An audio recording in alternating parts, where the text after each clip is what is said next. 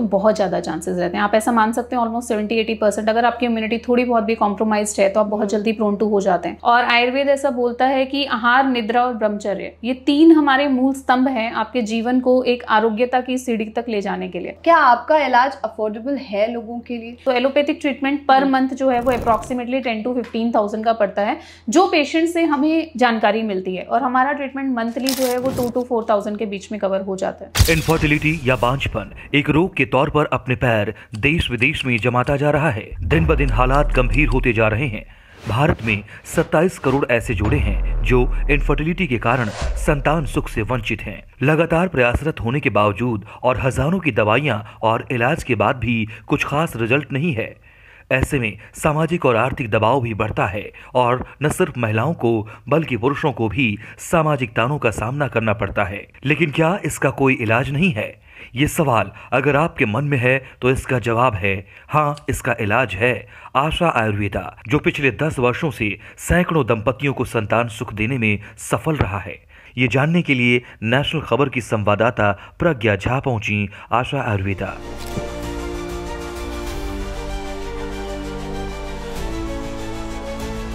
इस रिपोर्ट में हम बात करेंगे डॉक्टर चंचल शर्मा से, जो आशा आयुर्वेदा की फाउंडर और मैनेजिंग डायरेक्टर हैं।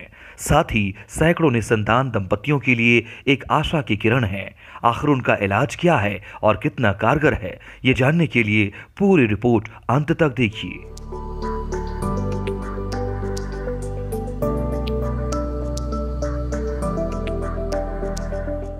तो जैसे अभी आपने रिपोर्ट देखी, इनफर्टिलिटी लगातार हमारे ही देश में नहीं बल्कि विश्व भर में एक बहुत बड़ी महामारी के तौर पर हम कह सकते हैं फैलती जा रही है। और 27 करोड़ आंकड़ा है ऐसे जोड़ों का जो माँ बाप या फिर संतान सुख नहीं प्राप्त कर पा रहे हैं। इसके पीछे का कारण क्या है? इनफर्टिलिटी आखिर क्यों बढ़ती जा रही है और आने वाले समय में इनफर्टिलिटी कितना बड़ा खतरा बन सकती है, ये जानना हम सभी के लिए बहुत जरूरी है। और मुझे आशा है कि आप सभी व्यूअर्स में कोई ना कोई ऐसा व्यक्ति जरूर होगा जिसे इस पूरे प्रोग्राम से लाभ होने वाला है। तो चलिए इस रिपोर्ट की तरफ आगे बढ़ते हैं। हमारे साथ मौजूद होंगी डॉक्टर चंचल मैम, वेलकम।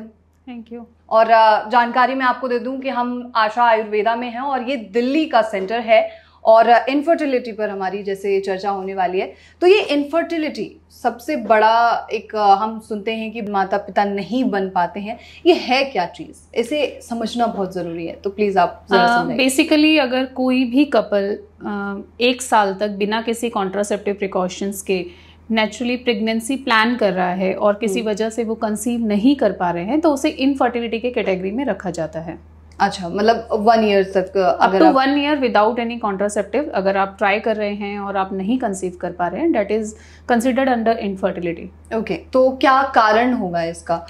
आजकल इनफर्टिलिटी या बांझपन की जो समस्या है वो बहुत ज़्यादा बढ़ती जा रही है और बहुत बार लोगों को, मतलब मैं ऐसा कहूँगी कि शायद खाने को लेकर तो लोग ज़्यादा कॉन्शियस हो गए हैं डाइट को लेकर पहले कंपैरेटिवली, लेकिन फिर भी प्रॉब्लम्स बढ़ रही हैं बिकॉज जो भी खान पान हमारा है वो ज़्यादा एडल्टर्ड है अभी। हर चीज़ में हम एक छोटी हरी मिर्च से लेकर हम किसी एक पम्पकिन तक की बात करें तो सब में इंजेक्शंस यूज़ होते हैं। हम कितना भी कर लें, अभी हम ऑर्गेनिक फार्मिंग नहीं कर पा रहे हैं। Extremely high level of fertiliser use हो रहे हैं हमारे खान पान में, तो वो फीमेल्स में या मेल्स में दोनों में ही जो है वो हार्मोनल इम्बैलेंस जो है काफ़ी हद तक क्रिएट कर रहा है और हमारी बॉडी के साथ वो चेंजेस दिखते हैं। इसी के साथ साथ लाइफस्टाइल, भले ही हम खान पान को लेके बहुत ज़्यादा जागरूक हो रहे हैं लेकिन लाइफस्टाइल हमारा उतना ही खराब होता जा रहा है। मतलब अभी पहले कैसा था कि फीमेल्स नॉन वर्किंग होते थे, मैं उसके अगेंस्ट नहीं हूँ, बट पॉइंट इज कि पहले फीमेल नॉन वर्किंग थे तो उन्हें ऑफिस के एनवायरनमेंट में वो जो अभी कैसे पेशेंट्स आते हैं कि 10 लोगों पे एक ही वॉशरूम है जो फीमेल्स को यूज करने मिलता है और ये सब है, तो उससे वेजाइनल इन्फेक्शंस होने के बहुत ज़्यादा चांसेस रहते हैं। तो आप उस सराउंडिंग में हो जहां आपको फैसिलिटीज़ उतनी नहीं मिलती हैं बट वो आपकी नीड है, आप उस काम कर रहे हो, तो उसके अकॉर्डिंग जो हाइजीनिक कंडीशंस हमें मेंटेन करनी चाहिए, जो बचने के लिए हमें तरीके सोचने चाहिए, वो सब हम नहीं अप्लाई करते हैं। तो उसकी वजह से जो फीमेल रिप्रोडक्टिव ऑर्गन प्रॉब्लम्स हैं वो काफ़ी सारे डिजीजेस की तरफ प्रोन टू हो जाता है। ट्यूबल ब्लॉकेज उसमें बहुत कॉमनली देखा जाता है।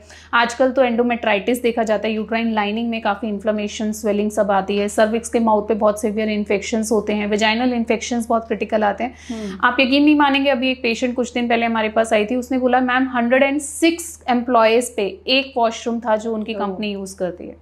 तो अगर आप लोअर ग्रेड में देखो तो वो नंबर बहुत बड़ा हो जाता है, और अगर आप अपर ग्रेड में देखते हो तो भी वो नंबर अच्छा खासा है। और बहुत सारे इन्फेक्शंस जो हैं वो किसी भी सिम्टम के साथ कई बार नहीं आते हैं। जैसे जेनाइटल ट्यूबरक्लोसिस है, हम उनको बताते हैं टेस्ट करवाना है, आपके पीरियड्स एकदम बंद क्यों हो गए, आपकी लाइनिंग एकदम श्रिंक क्यों कर गई, जब चेक करते हैं तब वो निकलता है। लेकिन वो एक बैक्टीरियल इन्फेक्शन है जो आप सेम वॉशरूम अगर 10 लोग यूज कर रहे हैं तो वो एक दूसरे को होने के लिए प्रोन टू रहेगा। ऐसे ही बैक्टीरियल इन्फेक्शंस भी रहेंगे। तो ये वर्किंग के साथ एक काफी बड़ा फैक्टर आ गया है। अच्छा, मतलब जैसे बैक्टीरियल इन्फेक्शन के बारे में आप बात कर रहे हैं, इसके कितने परसेंटेज चांसेस होते हैं कि वुमेन्स में इन्फेक्शन हो जाए? अगर हाइजीन मेंटेन नहीं है, वॉशरूम्स बहुत क्लीन नहीं है, रेगुलरली वो सब नहीं हो रहा है, तो बहुत ज़्यादा चांसेस रहते हैं। आप ऐसा मान सकते हैं ऑलमोस्ट 70-80%। अगर आपकी इम्यूनिटी थोड़ी बहुत भी कॉम्प्रोमाइज्ड है तो आप बहुत जल्दी प्रोन टू हो जाते हैं। और मैंने वही बोला कि समस्या ये है कि उनका जो सिम्टम्स आने में टाइम जब तक लगता है तब तक आपकी कंडीशन कई बार खराब हो जाती है। बिल्कुल, क्योंकि अभी 1 ईयर ऑफ मैरिज में 6 मंथ्स ऑफ मैरिज के बाद भी लोगों की ट्यूब्स ब्लॉकेज निकल आते हैं। तो डेट इज क्वाइट क्रिटिकल। इसके अलावा लाइफस्टाइल के लिए जो हमने और बात की कि अभी पहले लोग 10 बजे तक सो जाते थे, 9 बजे 10 बजे हमारे जो ग्रामीण एरिया था वहाँ पे भी और शहरों में भी लोगों का एक लाइफस्टाइल ऐसा था कि सुबह 6 बजे उठना है, रात को 10 बजे तक सोना है। अभी वही रूटीन 12 बजे तक 1 बजे तक हो गया, क्योंकि या तो हस्बैंड 10 बजे तक घर आ रहे हैं या वाइफ 10 बजे तक घर आ रही है। उसके बाद वो फिर कुछ टाइम डेफिनेटली हर कोई स्पेंड करना चाहेगा, तो वो अनवांटेड टाइम पीरियड ऐसा हो जाता है जो आपके स्लीप पैटर्न को बहुत ज्यादा कॉम्प्रोमाइज करता है। और आयुर्वेद ऐसा बोलता है कि आहार, निद्रा और ब्रह्मचर्य, ये 3 हमारे मूल स्तंभ हैं आपके जीवन को एक आरोग्यता की सीढ़ी तक ले जाने के लिए। तो अगर इन तीनों में से किसी भी पिलर पे डिस्टर्ब हैं तो प्रॉब्लम आएगा। और निद्रा यानी स्लीप तो मैं मान के चलती हूँ कि ऑलमोस्ट सबका ही कॉम्प्रोमाइज्ड है। तो ये सब फैक्टर्स ऐसे रहते हैं जो आपको अनविलिंगली इनफर्टिलिटी की तरफ ले जाते हैं। तो आपके पास जो पेशेंट्स आते होंगे, जो कपल्स आते होंगे, उनमें भी कुछ यही सिम्टम्स हैं? ज़्यादातर कपल्स में ऐसी प्रॉब्लम्स मिलती हैं हमें जिसमें ये सिम्टम्स हैं। आप ऐसा मानिए कि अप्रॉक्स 70% केसेस में वेजाइनल इन्फेक्शंस रहते हैं, इरोजन्स रहते हैं, डिस्चार्जेस रहते हैं। आजकल मेल्स में भी इन्फेक्शन बहुत ज़्यादा रहता है। पायोस्पर्मिया के केसेस बहुत ज़्यादा देखने को मिलते हैं, क्योंकि एक इन्फेक्शन आप रिकवर करते हो, आप कल्चर कराते हो, एक और इन्फेक्शन देखने मिल जाता है। तो वो जो शुक्र शोधन है वो बहुत इंपॉर्टेंट हो जाता है। रीजन वही है, आपका एनवायरनमेंट, आपका सराउंडिंग उतना अच्छा नहीं है, और बिकॉज ऑफ अनहेल्दी फूड जो हमें मिल रहा है आपका इम्यूनिटी टोटली कॉम्प्रोमाइज होता जा रहा है। बिकॉज पहले हमारी इम्यूनिटी काफ़ी अच्छी थी, हम बहुत जल्दी इस सब इन्फेक्शंस के वो नहीं होते थे, उसके कवरिंग में नहीं आते थे। लेकिन अभी इन्फेक्शंस हम जल्दी पकड़ते हैं। आप अपने ऑफिस सिनेरियो में भी देखोगे तो 30% पेशेंट्स आपको मिल जाएंगे कि सीजन चेंज होते ही आपको कफ कोल्ड हो जाता है। एक को है तो आपको दूसरे को बहुत जल्दी हो जाता है। स्कूल में बच्चों को बहुत जल्दी होता है। इम्यूनिटी भी कॉम्प्रोमाइज हो रही है, और उसके रीजंस भी यही सब है। ना तो हमारा एयर अच्छा है, ना हमारा वाटर अच्छा है, ना हमारा फूड अच्छा है, तो हम जाएंगे कहाँ? बिल्कुल डॉक्टर चंचल, एक सवाल यहाँ पर मेरा ये आएगा कि जैसे हम वर्किंग वुमेन्स के बारे में बात करते हैं, इंडिया अभी भी कहीं ना कहीं वर्किंग वुमेन्स के जो परसेंटेज है उसमें पीछे है। आज भी बहुत सारी ऐसी महिलाएं हैं जो घर पे रहती हैं और हाउसवाइफ्स हैं, लेकिन फिर भी ये आंकड़ा 27 करोड़, ये तो हमारे पास डॉक्यूमेंटेड है, लेकिन इसके अलावा भी बहुत सारे ऐसे केसेस होंगे जो हमारे सामने नहीं है। तो जो हाउसवाइफ्स हैं वो क्यों इनफर्टिलिटी का शिकार हो जाती हैं? देखिए, ज़्यादातर ये बात सच है, जो आंकड़ा है वो बहुत कम है, क्योंकि इनफर्टिलिटी एक बहुत ही संवेदनशील मुद्दा है और उसको हर कोई सामने नहीं रखना चाहता। लोग जितना होता है छुपाने की ही कोशिश करते हैं, आपस में टैकल करते हैं। बहुत सारे पेशेंट्स तो ऐसे आते हैं जो अपनी फैमिली में भी नहीं बताते कि वो ट्रीटमेंट ले रहे हैं। तो ये एक फैक्टर है कि ये आंकड़े से कहीं ज़्यादा हम इनफर्टिलिटी से जूझ रहे हैं। नाउ पॉइंट इज कि ग्रामीण महिलाएं या फिर जो हाउसवाइफ्स हैं वो ज़्यादा क्यों हैं? हाइजीन हमेशा मैटर करता है। सेकंड, जो मैंने हार्मोनल चेंजेस आपको बताया, जैसे एंडोमेट्रियोसिस आज के टाइम पे सबसे बड़ी प्रॉब्लम है। मेरे पास इंडिया से, बांग्लादेश से, नेपाल से, फॉरेन से, यूएस से, सिंगापुर से, हमने हर जगह से पेशेंट्स देखे हैं जो एंडोमेट्रियोसिस जैसी समस्या से जूझ रहे हैं। तो ये जो हार्मोनल चेंजेस हमारी बॉडी में हो रहे हैं वो इसी एनवायरनमेंट और इसी क्लाइमेटिक डाइटेटिक चेंजेस की वजह से है। साथ साथ स्लीप पैटर्न जो मैंने बोला, जैसे भले ही हाउसवाइफ है, अभी मैं आपको एग्जांपल देना चाहूंगी। हमारे पास एक पेशेंट आई थी, उसने मुझे लिखवाया कि वो रात 3 बजे सोती है और सुबह 9 बजे उठती है। एंड आई आस्क्ड हर कि आप तो घर पे रहते हो, आपको क्यों करना है? She is like ma'am husband तो घर पे नहीं रहते and he has night duties, तो वो चाहते हैं कि मैं उनके साथ में जाऊं। अच्छा। बीच में कॉफी भी देना है, बीच में चाय भी देना है, बीच में सब करना है। या वो लोग रात को लेट आते हैं, अगर कोई शॉपकीपर है वो काम कर रहा है तो वो 11 बजे से पहले घर नहीं आएगा, तो वो 11 बजे घर आ रहा है तो उसकी वाइफ को अनविलिंगली उस टाइम तक जागना पड़ेगा, तो वो स्लीप पैटर्न वहां पर भी कॉम्प्रोमाइज हो जाता है। और कुछ लोग मेल नरिशमेंट के शिकार हैं, तो वो भी एक फैक्टर है। तो ये सारी चीजें इन कंबाइंड वे जो है वो इंक्रीज करती हैं। और जितना आप लोअर बैकग्राउंड में जाते जाओगे वहां पर सोशल प्रेशर बहुत हाई हो जाता है, तो वो जो एक मेंटल स्ट्रेस है वो भी एग्रीवेट होता है। अगर आपको 6 मंथ्स में प्रेगनेंसी नहीं हुई तो आपके साथ जितने लोगों को हुई है आपको उनसे कंपेयर करना शुरू कर दिया जाता है। वो प्रेशर इतना बिल्ड होता जाता है विद द टाइम पीरियड कि उसको हो गया आपको नहीं हुआ, उसको हो गया आपको नहीं हुआ। तो वो स्ट्रेस फैक्टर फिर इतना एग्रीवेट करता है कि वो आपके हार्मोन्स डिस्टर्ब करता है, क्योंकि जितने भी फीमेल हार्मोन्स हैं वो ज्यादातर हाइपोथैलेमस पिट्यूटरी ग्लैंड से स्टिमुलेट होते हैं, जो हमारे ब्रेन के सिस्टम से चलते हैं। तो अगर आपका स्ट्रेस हार्मोन रिलीज होगा, आपका कॉर्टिकोस्टेरॉइड रिलीज होगा, तो आपके बाकी फैक्टर्स तो ऑटोमेटिकली कॉम्प्रोमाइज हो ही जाते हैं। तो सोशल प्रेशर भी अपने आप में एक बहुत स्ट्रॉन्ग फैक्टर रहता है। इसलिए मैंने बोला आहार, निद्रा और ब्रह्मचर्य ये 3 मूल स्तंभ है। इसमें कहीं पे भी अगर बीच में प्रॉब्लम आती है तो आपको प्रॉब्लम होती ही होती है। बेस्ट एग्जांपल मैं देना चाहूंगी, अभी एक पेशेंट थी, वो एक्सट्रीम प्रेशर में थी, मतलब इतना लेवल था कि अभी हस्बैंड अगर उसको ये भी बोल देगा ना कि साइकिल क्यों आ गई, तो शी वुड बी लाइक कि ये भी एंटी है, ये भी चाहता है कि सेकंड मैरिज हो जाए या ऐसा हो जाएगा। उतने नेगेटिव जोन में वो जा चुकी थी, जबकि फैमिली की तरफ से शायद उतना प्रेशर नहीं था। तो वी जस्ट टोल्ड हर कि देखो आपके सारे पैरामीटर्स परफेक्ट हैं, आप एक डायरी बनाओ, डेली रात को सोने के टाइम पे आप 5 पॉजिटिव चीजें लिख के रखोगे, नेगेटिव तो आपके पास गिनी चुनी है 10 ही हैं। एंड ट्रस्ट मी, उसका प्रॉपर वॉइस मैसेज है हमारे पास, उसका स्क्रीनशॉट है। शी सेड मैडम मैं वो सेम पेशेंट हूँ, when she conceived and said that kit कि मैम वो सेम पेशेंट हूँ जिसको आपने लास्ट मंथ ये बोला था कि तुम्हें पूरे महीने ना 10 पॉजिटिव चीजें रात को लिख के रखनी है। बिकॉज वो पॉजिटिविटी अभी खत्म ही होती जा रही है एनवायरमेंट से। धीरे धीरे हम खुद को उतना प्रेशर देने लग जाते हैं। तो ये सब चीजें मैटर करती हैं। बिल्कुल, आपकी बात मैं समझी, लाइफस्टाइल के बारे में समझ चुकी हूँ कि लाइफस्टाइल और एक सोशल प्रेशर जो है दोनों का कॉम्बिनेशन है। आप डाइट पर आते हैं और डाइट के लिए मैं चाहूंगी कि आप हमारे व्यूअर्स को बताएं कि किस तरीके की डाइट जो है उन्हें लेनी बहुत ज़्यादा ज़रूरी है और क्या चीज़ें वो अवॉइड करें। जी, बेसिकली डाइट में हमें पैकेट फूड से टोटली बचना चाहिए। आजकल हम पैकेट फूड की तरफ बहुत अट्रैक्ट होते हैं। सेकंड, हमें रेस्टोरेंट फूड या जो बाहर का खाना है वो भी टोटली अवॉइड करना चाहिए, क्योंकि ट्रस्ट में आप कभी उनके किचन में जाके देखो, आपको सिर्फ और सिर्फ फ्रोजन फूड मिलता है। आज का बनाया हुआ करी आपको कल वापस से नया उसमें डाल के सेम यूज किया जाता है, वही आपको दिया जाता है। तो वो आप अच्छे से अच्छे रेस्टोरेंट भी चले जाएंगे तो भी आप फ्रोजन पे ही हैं। पैकेट फूड में फुल ऑफ केमिकल्स हैं, पैराबिन वगैरह है। जितना भी हम बिस्किट्स, रस, नमकीन, मतलब लिटरली आप यकीन मानिए, मैं पेशेंट को बोलती हूँ ना आपको शाम को स्नैक्स में चाय नमकीन नहीं खानी है, बिस्किट नहीं खाने, तो दे आर लाइक फिर हम खाएंगे क्या, जैसे हमने उनकी जिंदगी ले ली हो। बट फैक्ट इज कि वो नमकीन पाम ऑयल में ही बनी है, वो बिस्किट्स जो है उसमें मैदा भी है, उसमें शुगर कंटेंट भी बहुत ज्यादा है। वो सारी चीजें आपके बैड लाइफस्टाइल को ही इंडिकेट करती हैं। तो उसकी जगह पे हम हेल्दी फूड ले सकते हैं। आप मखाने ले सकते हो, आप मुरमुरे ले सकते हो, आप भेल ले सकते हो। तो ऐसी चीजें, फ्लैक्स सीड्स ले सकते हैं। हम ऐसी चीजें लें जो हमारी बॉडी को नुकसान ना करें। तो अगर हमने इतना भी अपनी लाइफ से हटा दिया है और अगर हम एक कैलकुलेशन करेंगे तो हम डेली कम से कम एक मील तो ऐसा जरूर ही ले रहे होते हैं। ब्रेकफास्ट में हम ब्रेड, रस, फैन, इन सब की बजाय अगर हम सिर्फ मूंग दाल के चीले खा लें, ओट्स ले लें, वर्मीसेली ले लें, पोहा ले लें, तो जो हमारे घर में बनता था वो लें तो सबसे अच्छा है। बहुत बार पेशेंट कहता है फिर ऑप्शंस बता दो, तो मैं हमेशा एक ही चीज कहती हूँ कि आप कभी भी ना आज से 20 साल पहले मुड़ के जाके देखिए, जो आपकी दादी, नानी, आपकी जो 2 जनरेशन पहले लोग खाते थे, आप वो कोई भी खाना खाइए, अब ट्रस्ट मी आपको प्रॉब्लम नहीं आता है।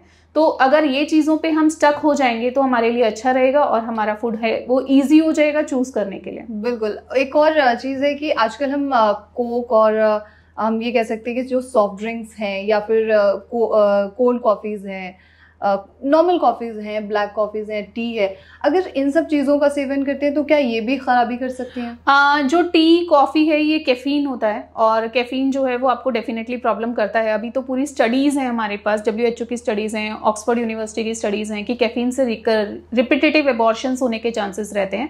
तो आइडली आपको ये सब बंद करना ही चाहिए। और चाय पीने का जो सही तरीका है वो हम वैसे भी नहीं अपनाते हैं। अगर हम कभी केरला जाएंगे तो आप देखोगे कि केरला में वो बताते हैं कि आपको टी और जो वाटर है वो अलग बॉईल करना है, मिल्क अलग बॉईल करना है, उसको बाद में मिक्सअप करके लेना है।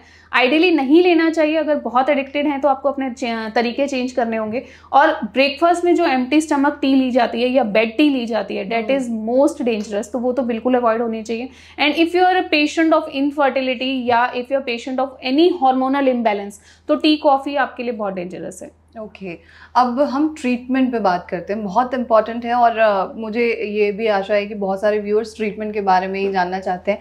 तो आपका ट्रीटमेंट क्या है, किस तरीके से आप ट्रीटमेंट करते हैं? देखिए, आयुर्वेद जो है वो हमेशा ऐसा बोलता है कि शमन चिकित्सा विदाउट शोधन चिकित्सा इज नथिंग। मतलब आयुर्वेद पंचकर्मा के साथ चलता है।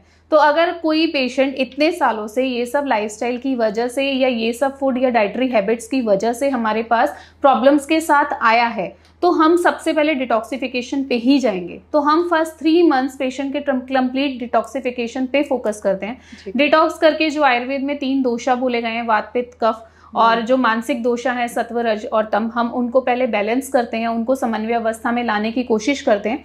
उसके बाद उसको मेडिसिनल ट्रीटमेंट साथ साथ देने की कोशिश करते हैं। जब हम इस प्रोसेस पे जाते हैं तो जो आयुर्वेद में बोला गया है कि इनफर्टिलिटी के लिए, जो फर्टिलिटी के लिए जो 4 स्तंभ हैं, ऋतु, क्षेत्र, बीज और अंबु, ये चारों जो हैं ये अपनी अपनी अवस्थाओं में परफेक्ट लेवल्स पे आते हैं और फिर पेशेंट कंसीव करता है तो बहुत इजीली कंसीव कर जाता है। ओके, और नॉर्मल डिलीवरी का भी ऐसे कोई? नॉर्मल डिलीवरी के लिए आयुर्वेद में बहुत सारी चीजें बताई गई हैं, लेकिन फिर भी साइंटिफिकली भी बहुत कुछ मैटर करता है। अगर किसी का प्लासेंटा प्रीविया हो गया है तो हम ये नहीं कह सकते कि वो नॉर्मली हो जाएगा।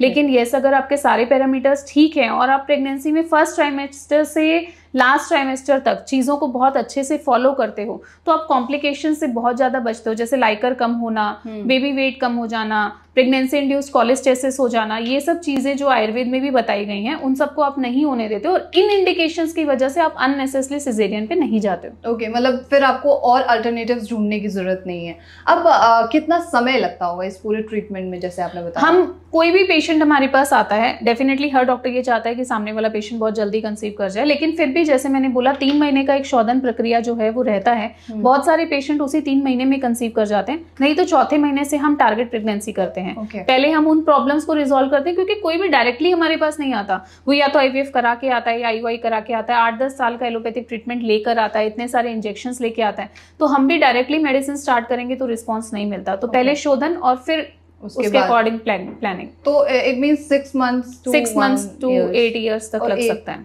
8 मंथ्स ना? 8 मंथ्स। ओके, तो अभी तो हम जैसे सेंट्रल दिल्ली के सेंटर में हैं, आपके कहाँ सेंटर हैं जो? हमारा दिल्ली के अलावा मुंबई, लखनऊ, पुणे और हैदराबाद में सेंटर है। अच्छा, तो वहाँ के लोग आपसे मतलब मिल सकते हैं? आप कब मौजूद? बिल्कुल मिल सकते हैं। मैं हर सेंटर पर विजिट करती हूँ मंथ में एक बार। और हमारे वहाँ पर जो दिल्ली सेंटर से जो ट्रेन डॉक्टर्स हैं, जिनको यहाँ ट्रेनिंग देकर वहाँ पेशेंट हैंडलिंग के लिए बोला जाता है, वो हर सेंटर पर 2 डॉक्टर्स अवेलेबल हैं। तो वो किसी भी सेंटर में मिलेंगे तो उन्हें सेम तरीके से डील किया जाता है और रिजल्ट्स भी उसी हिसाब से मिलते हैं। हमारा लखनऊ सेंटर बहुत अच्छा करता है। हमारे मुंबई सेंटर, पुणे सेंटर के सब जो सक्सेसफुल केसेज हैं वो हर मंथ हम डालते हैं, हम रेगुलर बेसिस पे भी डालते हैं, विद प्लेस डाला जाता है कि यहाँ का है। तो सक्सेस जो है वो आयुर्वेद की है, वो सेंटर टू सेंटर वेरी नहीं करती है, वो आपके रिजल्ट आयुर्वेद की बिल्कुल वजह से।